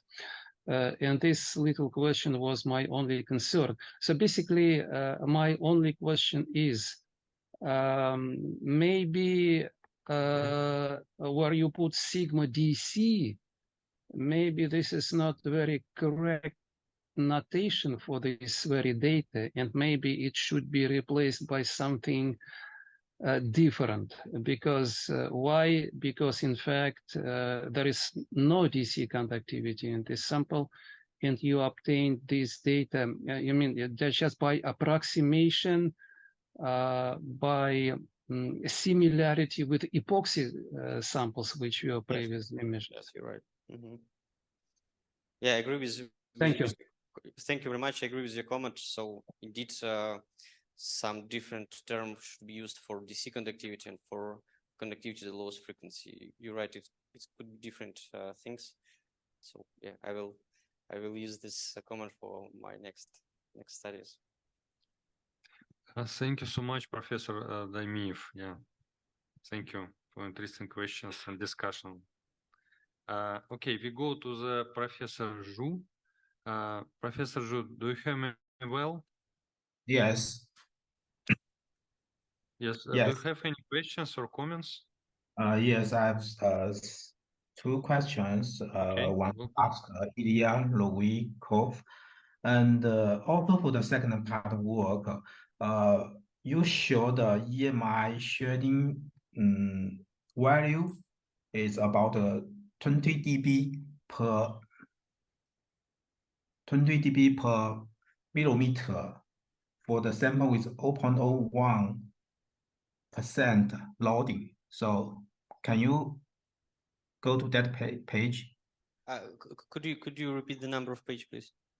For the second part of work, you show the result of the EMI shading values. The your sample can reach 20 dB per millimeter. Okay. Yeah, and you go that page up. So yeah, so what's the thickness of your sample? So this value should be reduce the thickness of the sample, right? I'm not sure that I understood you correctly, but you asking me about the dimensions of this efficiency, right? Yeah.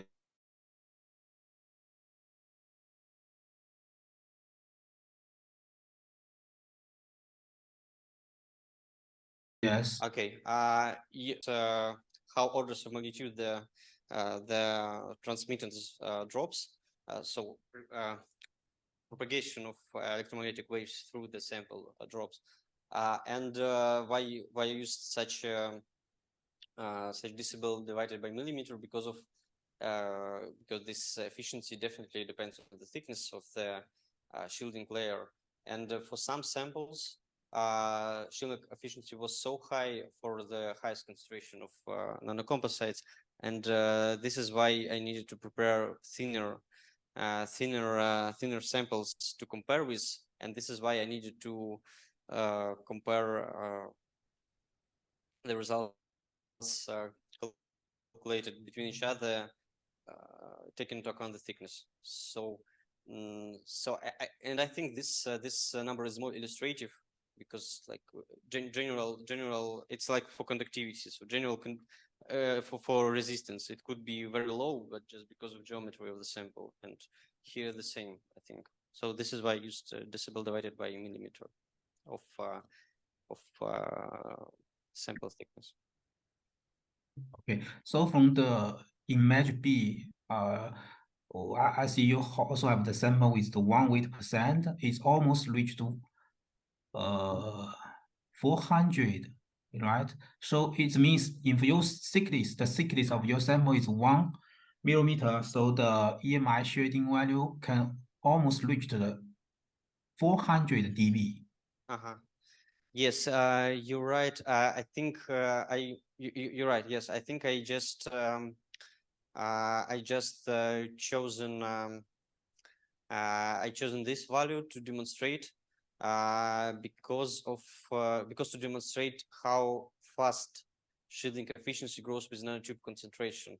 If you note, this extra high value are achieved for high CNT concentrations, but from economical point of view, we need to have a quite high efficiency at the lowest possible concentration of nanotubes, and this is why I chose to demonstrate this number at this number achieved for 1/100th of 8%. It's right here, I think, somewhere here.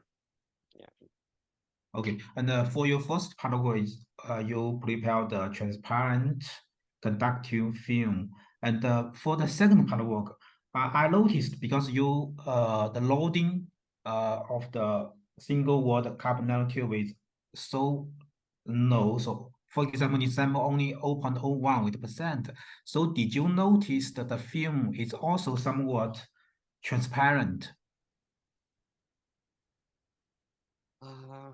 You mean films presented? Yeah, of the carbon nanotubes and the TPU. Yeah. TPU. Because your loading is very low. It's 0.01 weight percent that you can. Okay, yeah, you're right. But so under such a low loading, I think the composite should also be transparent, somewhat transparent. Yes, it was indeed transparent at low concentrations. I think for 5/500ths of 8%, but it definitely depends on the thickness. But for film configuration, I had several samples with this geometry. It was transparent indeed. I'm afraid I don't have images in this presentation to show you, but yes, it was quite transparent. So yes, at low concentration, nanocomposite film could be transparent, invisible light range. Okay, I see. And for you, the first part of work, and I think there should be some balance point between the conductivity and the transparency of the carbon nanotube films. Is right? Yes, just you mean film synthesized from the reactor, right? Yes, it looks like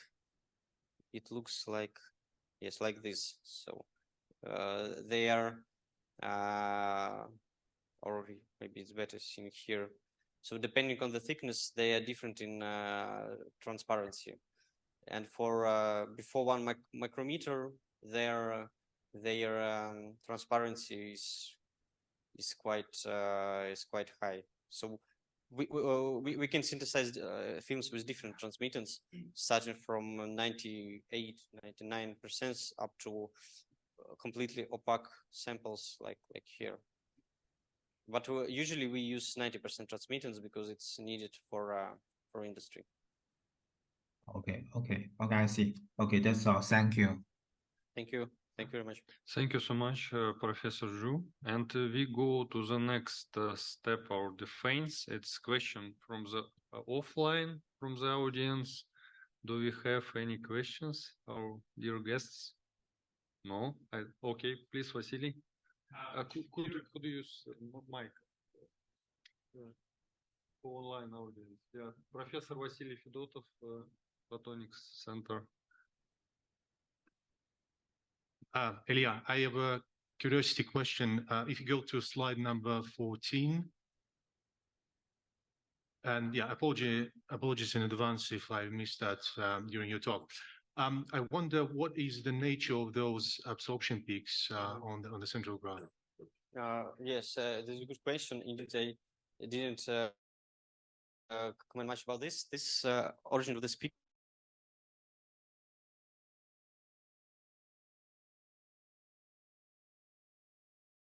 come from one whole sharp peaks in density of phase, in valence and in conductivity bands, and they have some resonance in absorption of light between these levels, and this energy gap is determined by geometry of nanotubes, by its chirality, and for optical absorbance technique, as we scan all the wavelengths, so we observe resonance absorbance of the film at specific frequencies. Okay. So these are absorption peaks for individual carbon nanotubes, are they not?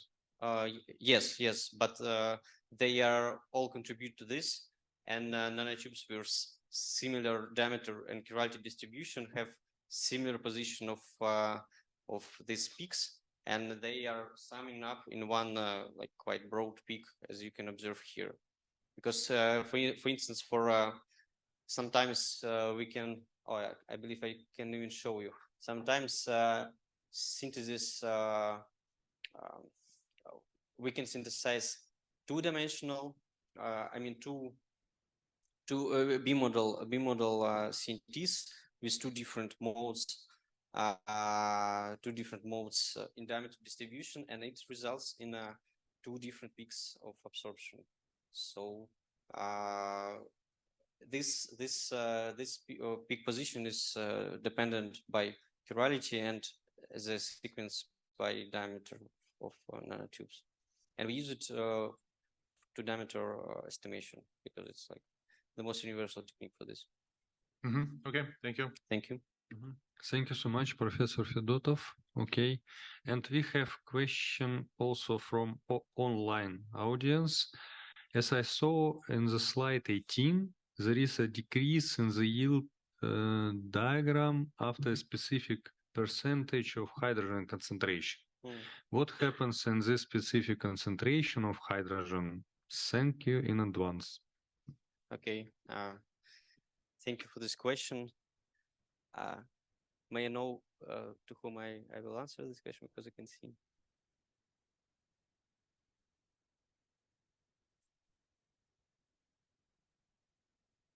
Okay. Well, yeah, thank you for this question. It's an interesting question. The reason behind this is it can be simple, because just because of dilution of carbon monoxide.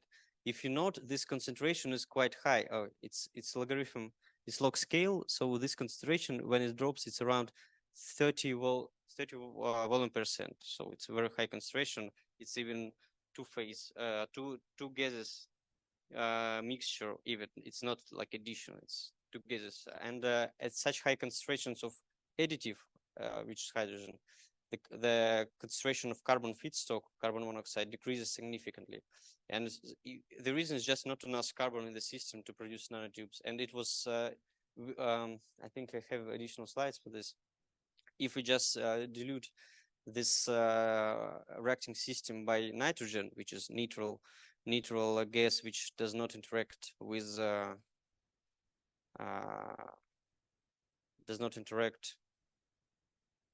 maybe it's not, yes, which does not interact with CO, such a drop in conductivity, drop in yield will be observed too, just because of dilution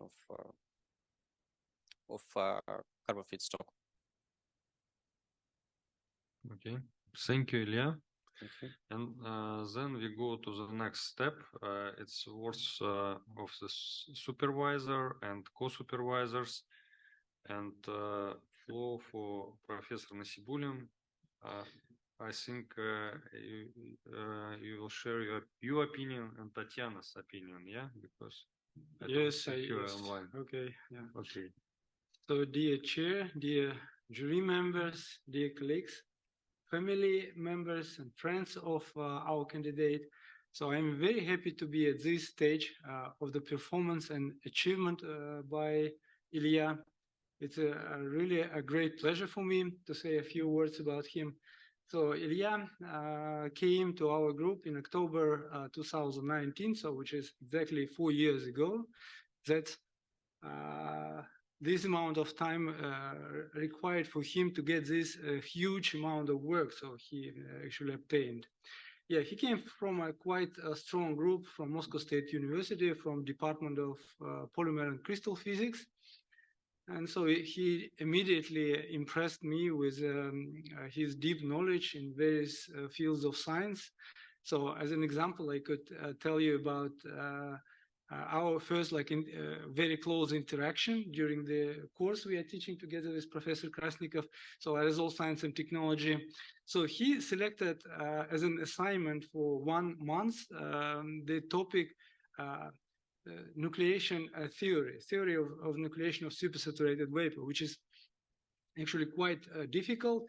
But I was very much surprised he went so deeply in the theory, so he became really a specialist already in this. I was very much surprised about it. So, and of course, I realized that whatever topic we actually give to him, whatever topic he will pick by himself, so will be carried out at the very high scientific level. So, which is actually was the case. So in his PhD, he published only 5 papers. In reality, so he has much more. So 11 papers during his PhD. They are not became a part of his thesis, but still he contributed. And I believe it's quite an achievement during like 4 years. So it's very good. So he became an independent researcher already. So it is quite obvious to explore the world of science with brilliant and with deep understanding of global and important scientific tasks. So, yeah. And at the end, so I would like to thank the jury members. So thank you very much for inspiring questions, for your contribution to make this thesis even better. Yeah, thank you very much. Thank you, Professor Nasibulin. Professor Krasnikov, yeah, your floor. Thank you, Mr. Chairman. Yeah, so if I had to characterize Ilya with one word, it would be a balance, because he is a very rare person who balances a lot of controversial things, which is actually good. So he is without any doubt one of the most talented persons I have been blessed to work with so far, and he combines, as Professor Nasibulin already discussed, deep fundamental background with tedious soul and optimistic nature, and he is one of the rare cases of hard-working visionary, and these are the people who move our society, who move our science towards. And well, if we are talking about this particular defense, of course it is about whether his qualification is enough to be a PhD, and I can say that he has been ready for this for a long time. He also contributed with guiding us other master students, and he would make, I believe, a brilliant postdoc. And his further career for me looks very promising. So all I have to say now is to ask the honored jury to verify this obvious fact that his qualification is enough for the PhD. Thank you, Dmitry. Please, Professor Fedorov. Oh, sorry, Fedorov. Thank you very much, dear chairman, dear jury. So I would like to first add that that was all what was said is I just can agree with this and fully support this. And I want to support Ilya Novikov. And say that he as a PhD student balanced and really hardworking, and what's important, this hard work is implemented in the wish to get really deep into the core of everything he touches. So that was surprised me, because it's a rare case to study, to get the detailed information about all the methods he used, even though he might not be an expert, but then he becomes an expert, or at least knows what goes inside. So during his studies, he got a lot of skills and expertise in the topic. As you see from his thesis, it's both theoretical, I would say, and experimental, which is implemented in the applied research as well. And I guess this is like a good profile of a man who do balanced and harmonized, I would say, person about doing balanced research, and a good profile of a student of Skoltech who is ready to be to get a degree of Doctor of Philosophy. Thank you very much, and I ask you to support his Thank you, Professor Fedorov. Okay, dear colleagues, dear guests, we go to the closed part of our defense, and should be here only on offline and online only member of jury committee, and therefore I would like ask all guests go out for 20-15 minutes, maybe less. Yeah, I'm sorry for this. If I may add, we do not ask online audience to leave. Actually, you can stay connected. We will just use the breakout room for the jury members, but the rest of the audience can stay online and wait for the announcement for the results. Dear colleagues, dear guests, I would like to announce you the results of voting. We have the same opinion, every jury member, and the result, the PhD thesis has accepted as is, and this means that Ilya has received PhD degree. My congratulations, Ilya. Good job. Yes, I just would like to thank everyone for your incredible help, your support. I'd like to thank jury members for their really thorough review and evaluation of my work. Your suggestions and comments were very valuable to improve my work. I also would like to thank Laboratory of Nanomaterials, our beautiful colleagues from our lab. They helped a lot. We help each other, so we have a really friendly team, and it is very fruitful for our works and for my works as a part of it too. Thank you very much. And also, of course, I'd like to thank my supervisors. I'd like to thank Professor Fedorov. He was the first person who met me at Skoltech Walls, and he, yes, his first words were inspire me. It's the level of Skoltech research was I felt this level from the first sight. I can see it because of your introduction. Just because because of your help during my work too. Thank you very much. I would like to thank Professor Dmitry Krasnikov for his intensive help, and generally I think this is the one of the main persons in this in my work who helped me to conduct research of this level. He taught me how to do this. Thank you very much. And yes, of course, I would like to thank my supervisor, Professor Albert Nasiburin, for his beliefs in me and support, because frankly speaking, when first time I came, I felt very inconfident because of very bright students around, very bright PhD students around. I felt maybe I don't fit this place. And then after some supportive words and some high evaluation of my work, I felt that okay, maybe I'm on the right place. And after this, he supported me through all the time, and I thank you, Albert, very much. And also, I'd like to thank my family, yes, especially I'd like to thank my mother, because he spent too much time in my childhood and my university years.